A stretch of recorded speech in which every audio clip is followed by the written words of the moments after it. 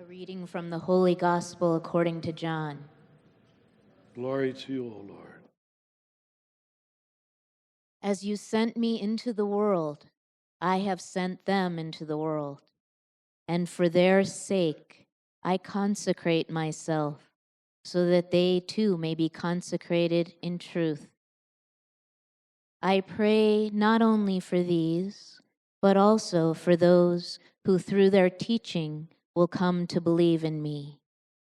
May they all be one, just as, Father, you are in me, and I am in you, so that they also may be in us, so that the world may believe it was you who sent me. I have given them the glory you gave to me, that they may be one as we are one. With me in them, and you in me, may they be so perfected in unity that the world will recognize that it was you who sent me, and that you have loved them as you have loved me. The Gospel of the Lord.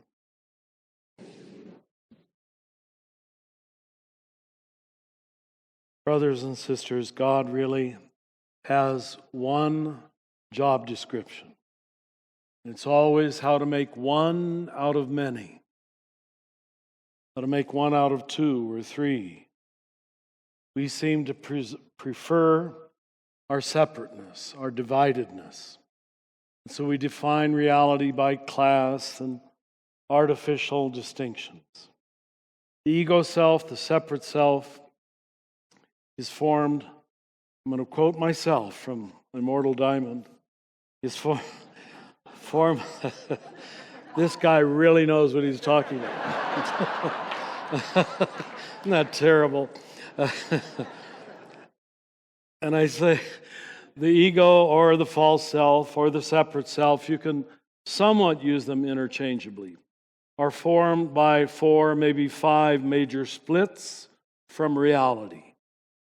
First of all, we split from our shadow self and pretend to be an idealized self. We all do that. We spend the rest of our life shadow boxing, trying to recover that part of ourself that we've rejected. And the irony is, in that struggle, the human personality is created in all of its truth. You can tell someone who has never done any shadow boxing. They're the kind of people you probably say, there's something unreal about him. Or you might even say, I can't take him seriously. There seems to be nothing there, nothing you can grab onto or engage with. The false self does show itself as false. And ironically, the true self is come to by engaging with the shadow, the struggle to overcome it, to recognize it, and to learn from it. That creates the human personality in all of its wonder.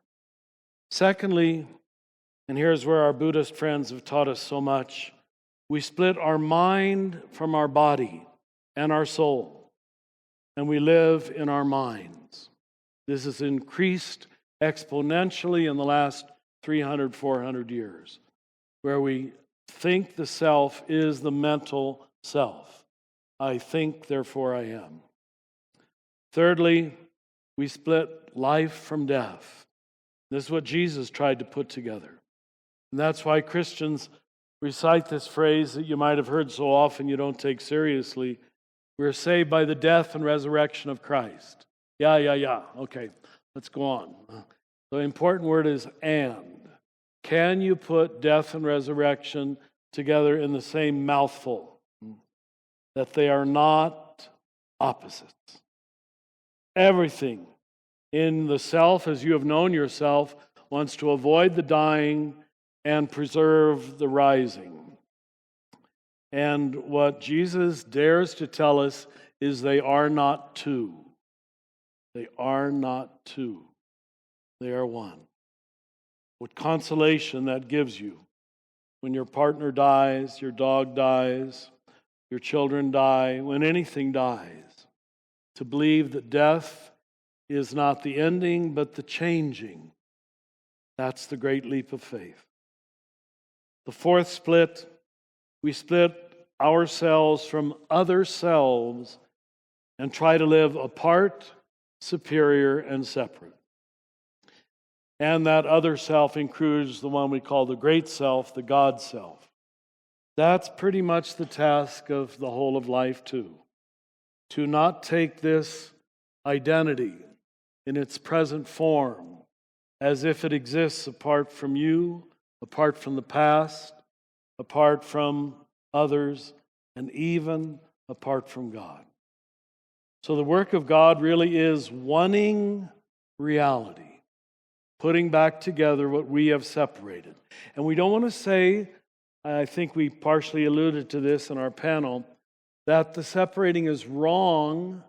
I think it has to be done unto us, and then we beat ourselves out of this paper bag. And that struggle is the human struggle. But make sure you learn the lesson. And when someone else draws sympathy from you or compassion from you, that's a little bit overcoming the barrier, overcoming the split. But our job is to allow it, to say, this is the truth. Why do I feel sympathy for this person?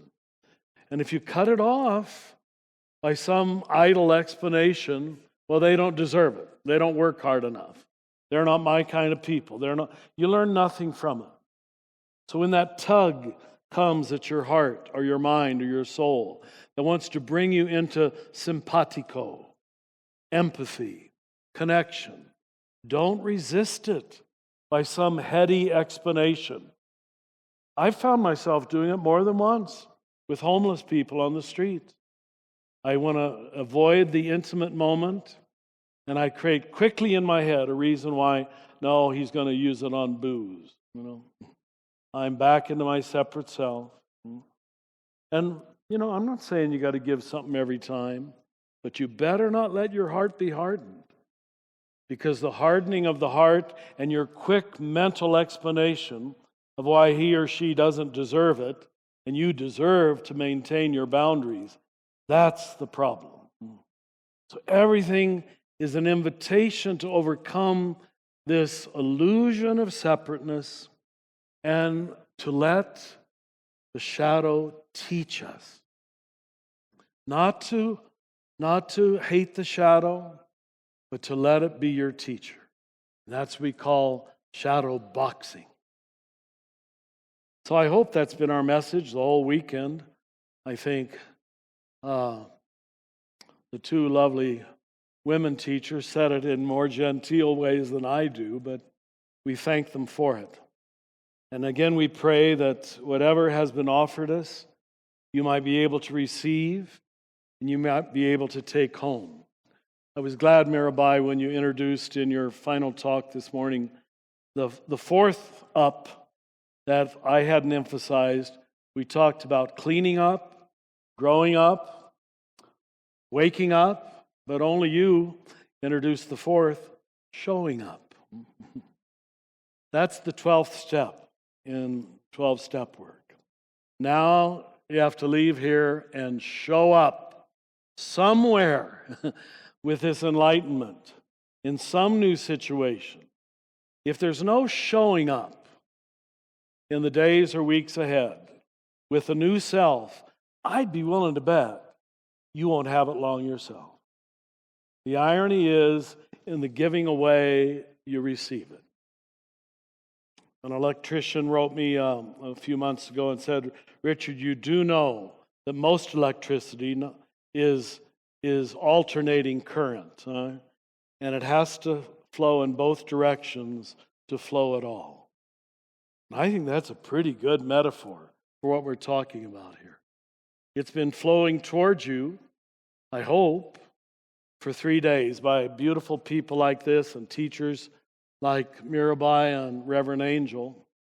But now, if it doesn't flow out of you, you've killed it.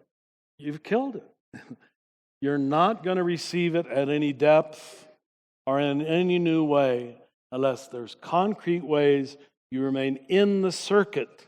It's a circuit. So we want you, we know you've already cleaned up.